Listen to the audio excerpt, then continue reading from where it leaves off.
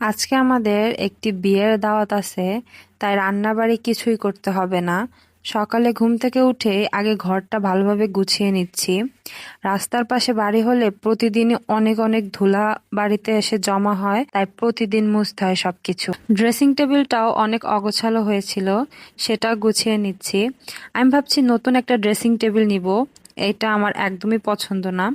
এখন চলে এসেছি আমার ফেভারিট কর্নারে। এই আয়নাটা আমার খুবই শখের একটা আয়না, তো সেইটাই মুছে নিচ্ছি।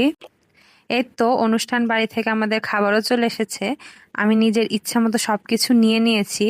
মেনুতে ছিল ডাল, ডিম, পোলাও, গরুর মাংস। মাংসটা অনেক সফট ছিল এবং সবকিছু খেতে আলহামদুলিল্লাহ অনেক মজা হয়েছিল। খাওয়ার পরে আমি একটু দই নিয়ে নিয়েছিলাম।